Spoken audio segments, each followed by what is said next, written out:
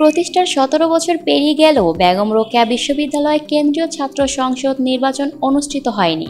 দীর্ঘদিনের এই স্থবিরতার পেছনে প্রশাসনিক উদ্যোগের অভাব এবং আইনি জটিলতাকেই বড় বাধা হিসেবে দেখা যাচ্ছে। তবে ২০০৮ সালের ১২ অক্টোবর যাত্রা শুরুর পর থেকেই আওয়ামী শাসনামল হওয়ায় ক্ষমতার জোরে সরকারি দলের ছাত্র সংগঠনের আধিপত্য দেখা গেছে বিশ্ববিদ্যালয়টিতে। তাদের হাতে নির্যাতন, হয়রানি ও চাঁদাবাজির শিকার হয়েছেন অসংখ্য শিক্ষার্থী। অভিযোগ রয়েছে, তৎকালীন ক্ষমতাসীন আওয়ামী লীগের ছাত্র সংগঠন ছাত্রলীগের চাপের কারণে কখনো দেখা মেলেনি ছাত্র সংসদ নির্বাচনের।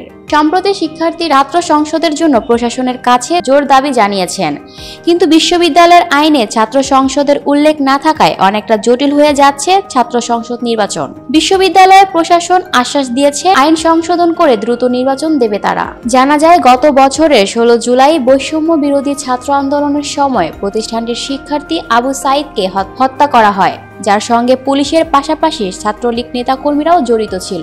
এই ঘটনার পরিপ্রেক্ষিতে বিশ্ববিদ্যালয়ের সাধারণ শিক্ষার্থীরা ছাত্র রাজনীতি নিষিদ্ধের দাবি তোলেন। ফলে বিশ্ববিদ্যালয়ের ১০৮তম সিন্ডিকেট সভায় ছাত্র শিক্ষক সহ সব ধরনের লেজুর ভিত্তিক রাজনীতি নিষিদ্ধের সিদ্ধান্ত নেয় প্রশাসন। একই সঙ্গে লেজুর ভিত্তিক রাজনৈতিক কর্মকাণ্ডে সম্পৃক্ততার অভিযোগ প্রমাণিত হলে সর্বোচ্চ শাস্তি আজীবন বহিষ্কার ও ছাত্রত্ব বাতিল রেখে সিদ্ধান্ত নেওয়া হয় ১১১তম সিন্ডিকেট সভায়। দীর্ঘদিন থেকে বিশ্ববিদ্যালয়ের শিক্ষার্থীরা তাদের অধিকার আদায়, গণতান্ত্রিক চর্চা, ন্যায্য দাবি আদায় সহ বিভিন্ন কারণে ছাত্র সংসদের দাবি জানিয়ে আসছে।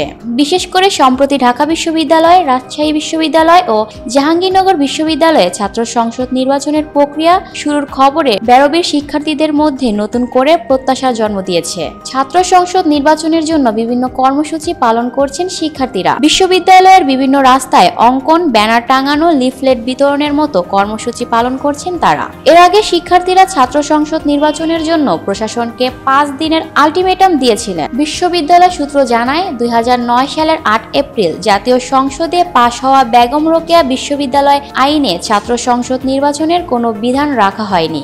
নির্বাচন আয়োজনের জন্য প্রথমে নীতিমালা তৈরি করে তা একাডেমিক কাউন্সিল ও সিন্ডিকেট অনুমোদনের পর বিশ্ববিদ্যালয়ের চ্যান্সেলরের অনুমোদনের জন্য পাঠানো প্রয়োজন। এই প্রক্রিয়ার অংশ হিসেবে বিশ্ববিদ্যালয় প্রশাসন ইতোমধ্যে বেগম রোকেয়া বিশ্ববিদ্যালয়ের কেন্দ্রীয় ছাত্র সংসদ নীতিমালা প্রণয়ন করেছে এবং তা বিশ্ববিদ্যালয় মঞ্জুরির কমিশনের মাধ্যমে রাষ্ট্রপতির কাছে অনুমোদনের জন্য পাঠানো হয়েছে।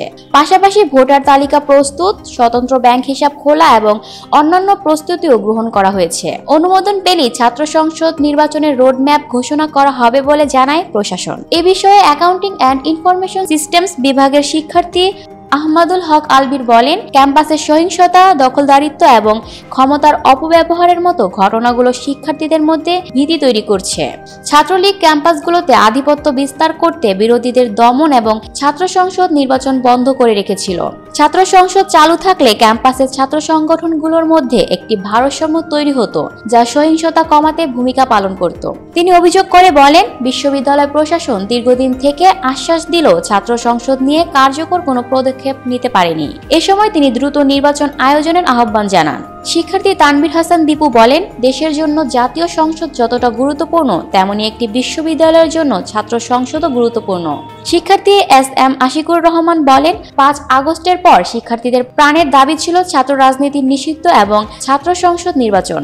ছাত্র রাজনীতি নিষিদ্ধ হলেও ছাত্র সংসদ নির্বাচনের রোডম্যাপ এখনো দেওয়া হয়নি। ছাত্রদের অধিকার আদায়ে ছাত্র সংসদের বিকল্প নেই উল্লেখ করে দ্রুত নির্বাচনের দাবি জানান তিনি।